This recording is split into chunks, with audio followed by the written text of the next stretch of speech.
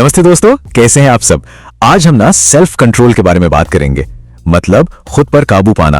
और इसका एक बहुत ही प्यारा, बहुत ही आसान सा सीक्रेट है, वो समझेंगे। अच्छा ये बताइए, कभी आपके साथ ऐसा हुआ है कि रात को बड़े जोश में खुद से वादा किया कल सुबह पक्का जल्दी उठकर पढ़ेंगे, लेकिन सुबह जैसे ही अलार्म बजा उसे बंद करके वापस सो गए और आंख तब खुली जब घर में चाय बन रही थी। देखिए, कभी कभी जंक फूड खा लेना या फोन पर घंटों तक स्क्रॉल करते रहना, ज्यादा पैसे खर्च कर देना या जरूरी काम को टाल देना, ये सब ना बहुत ही नॉर्मल बातें हैं। अगर ऐसा होता है तो इसमें बिल्कुल भी बुरा महसूस करने की जरूरत नहीं है, क्योंकि ज्यादातर लोग ऐसा ही महसूस करते हैं। तो प्रॉब्लम कहां है? कभी सोचा है कि शायद प्रॉब्लम हमारी आदतों में है ही नहीं, बल्कि जिस तरह से हम सेल्फ कंट्रोल के बारे में सोचते हैं, शायद गड़बड़ वही है। चलिए आज इसी गुत्थी को मिलकर सुलझाते हैं। हम में से ज्यादातर लोग क्या सोचते हैं? यही ना कि विल पावर से लड़ेंगे, टेम्पटेशन से लड़ेंगे। यही है हमारी पुरानी सोच।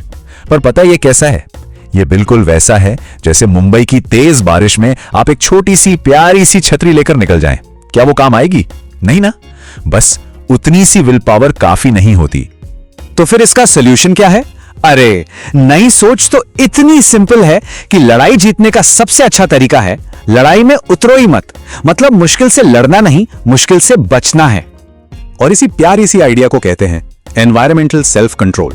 मतलब जिस वजह से कोई बुरी आदत लग रही है ना, उस वजह को ही हटा दो। जरा सोचिए, अगर प्लेट में समोसे रखे ही नहीं होंगे तो उन्हें खाने का मन करेगा क्या? नहीं करेगा।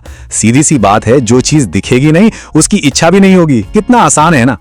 चलिए अब इस सिंपल से सीक्रेट को और अच्छे से समझने के लिए मैं आपको 3 बहुत ही प्यारी कहानियां सुनाती हूं।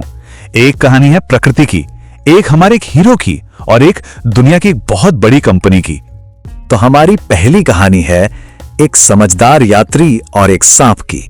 तो होता यूं है कि एक यात्री रोज जंगल के एक रास्ते से जाता था और हर दिन उसे रास्ते में एक सांप मिलता और बेचारे यात्री को रोज उससे लड़ना पड़ता था। अब रोज रोज की इस लड़ाई से वो बहुत थक गया, तो एक दिन उसने कुछ अलग सोचा। लड़ने के बजाय उसने उन झाड़ियों को ही जड़ से साफ कर दिया जहां वो सांप छिपता था, और बस हो गया काम। उस दिन के बाद वो सांप वहां कभी नहीं दिखा। इस छोटी सी कहानी से हमें कितनी बड़ी सीख मिलती है ना, कि अपनी बुरी आदतों से लड़ो मत, बस उनके छिपने की जगह को ही हटा दो। अब चलते हैं हमारी दूसरी कहानी पर। यह कहानी एक ऐसे इंसान की है जिन्हें हम सब ना सिर्फ जानते हैं बल्कि बहुत प्यार और सम्मान भी करते हैं। सचिन तेंदुलकर। सोचिए, इतनी फेम, इतनी सक्सेस, इसके बाद भी सचिन हमेशा इतने काम और फोकस कैसे रहे? उनका सीक्रेट सिर्फ उनकी इनर स्ट्रेंथ नहीं थी, उनका असली राज था अपने माहौल को, अपने एनवायरनमेंट को बचाकर रखना। वो ना ज्यादा पार्टियों और डिस्ट्रैक्शन से दूरी रहते थे और हमेशा सिंपल और फोकस्ड लोगों के साथ ही अपना टाइम बिताते थे। तो सचिन की जिंदगी से जो सबसे बड़ी सीख मिलती है वो ये है कि असली सेल्फ कंट्रोल अपनी स्ट्रेंथ प्रूव करने में नहीं है, बल्कि अपने लिए एक सही माहौल चुनने में है। और हमारी आखिरी कहानी ये दिखाती है कि कैसे ये सिंपल सा आइडिया बड़ी बड़ी सक्सेसफुल कंपनीज को भी सक्सेस दिलाता है। एप्पल की सक्सेस का राज बताए क्या है? उनका फोकस कल्चर। स्टीव जॉब्स हजारों अच्छे आइडियाज को भी ना बोल देते थे। क्यों? ताकि पूरी की पूरी कंपनी का ध्यान सिर्फ कुछ सबसे बेस्ट प्रोडक्ट्स पर ही लगा रहे। उन्होंने फालतू की चीजों को हटाया ताकि अच्छी महान चीजों के लिए जगह बन सके। तो एप्पल की कहानी से हमें यह सबक मिला कि असली कंट्रोल डिस्ट्रैक्शन से लड़ने में नहीं है, बल्कि उन्हें हटाकर सिर्फ जरूरी काम पर फोकस करने में है। तो चलिए अब इन प्यारी कहानियों से जो हमने सीखा है उसे अपनी रोज की जिंदगी में लेकर आते हैं और देखते हैं कि ये छोटे छोटे बदलाव कैसे बड़े और सुंदर रिजल्ट्स ला सकते हैं। जैसे मान लीजिए अनन्या है एक स्टूडेंट। एग्जाम के टाइम उसने क्या किया? अपने फोन से सोशल मीडिया एप्स ही हटा दिए। या फिर रवि को देखिए, जो ऑफिस में काम करता है, उसने गॉसिप्स करने वालों से दूर रहकर किताबें पढ़ना शुरू कर दिया। और किरण, जो अपना बिजनेस चलाती हैं, उन्होंने मीटिंग के दौरान अपना फोन दूसरे कमरे में रखना शुरू कर दिया। देखा कितने सिंपल स्टेप्स हैं। तो ये रहा आज का आपका सिंपल सा होमवर्क। जब पढ़ने बैठे तो फोन को किसी दूसरे कमरे में रख दें।